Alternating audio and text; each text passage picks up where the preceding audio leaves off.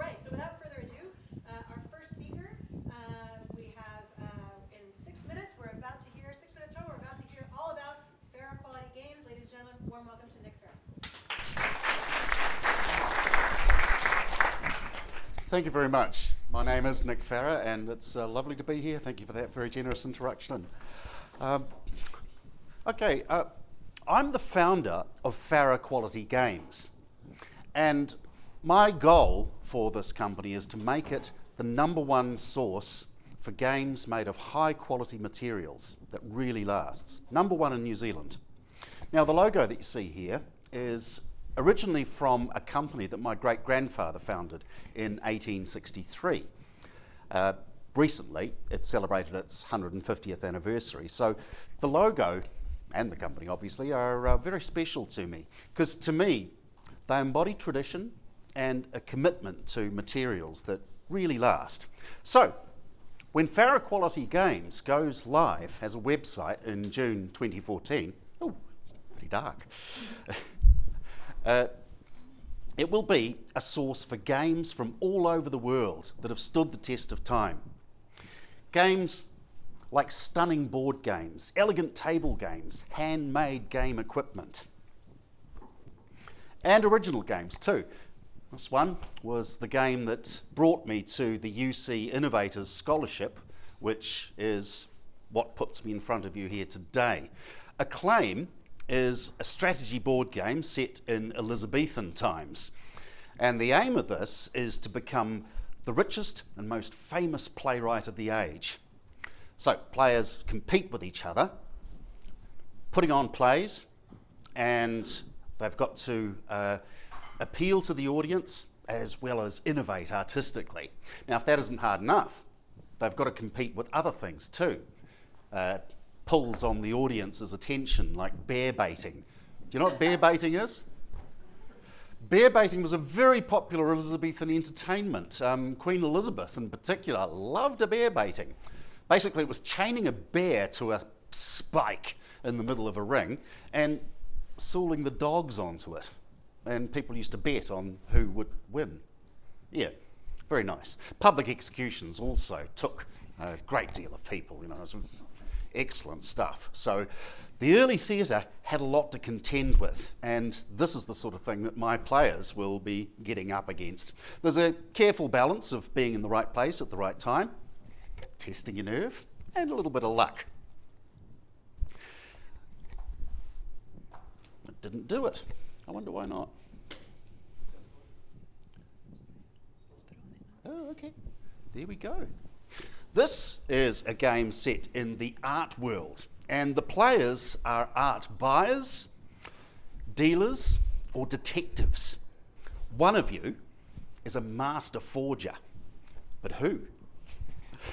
Is that masterpiece that you're about to buy the real thing, or is it a cunning fraud? Now, gameplay involves learning about classical paintings, modern masters, as well as ferreting out the fakes from several centuries of forgery. I don't know if you noticed that New Zealand's most famous art forger, Carl Sim, died recently on the 20th of October. He changed his name legally to C.F. Goldie, so that he could legally sign the Goldies that he'd been forging for about 40 odd years.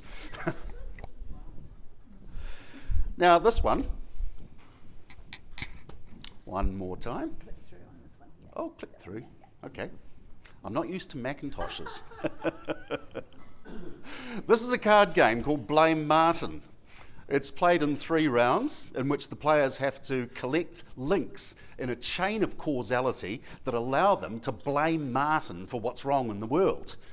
It starts off in the first round with fairly small niggling events like losing your car keys, and it goes all the way up to causing World War III or causing the apocalypse. Now, the trouble is, you don't know what your opponents are planning on blaming Martin for. So you have to be very careful with your card discards. So why board games, and why now? There's a lot of talk about the resurgence of board games, but I don't actually believe it, because board games haven't actually gone away. What has happened to board games, though, is they've got more diverse in their presentations, and they've got different sorts of games. I mean, if you go into any red shed and look down the toy and game aisle, you'll see the same old familiar ones. They are a form of entertainment that's been around for a while and will continue to be around for a while. So what about video games? Are they not the biggest part of the recreational industry? 1 minute. 1 minute. Hoo-hoo. Well, as you can see here, the US video games market is a good, strong, healthy growth market, up to 50 billion in 2010. And the numbers that are projected for 2014 are even more ridiculous. It's projected to be worth 3 times what the recorded music industry is. Now, that's no small beer. So, board game market in the US. Fairly steady, fairly good numbers, up around the $800 million mark. So why buy Farra quality games? Well, as well as the games in development, the original games that I just showed you, there'll be very familiar games made of high quality materials like this inlaid wooden backgammon set. This wonderful precursor to pinball, it's called Bagatelle, and like all of the games, you don't need to plug them in. This game is called Halma. It's a famous old Victorian game, and it's a strategic game. You don't take your opponent's pieces, rather you hop over them to be the first to get to the other side. It's like Chinese checkers, except there are more chances, there being 8 directions to move instead of just 6. And this is a pub game, which is very simple looking, but surprisingly addictive. It's called Shut the Box. And did it move? No, it didn't. There we go. And from South Asia, carom. It's followed the Indian diaspora the world over, and it's very, very popular. Usually play it indoors, but you play it wherever you find it. These two Brits are having the pants beaten off them in Nepal. So, to sum up, games marketed and made under this mark will do what any good games will. They'll amuse, they'll absorb, they'll entertain, and importantly, in this age of constant software and platform upgrades, they'll truly be fun that lasts. Thank you very much.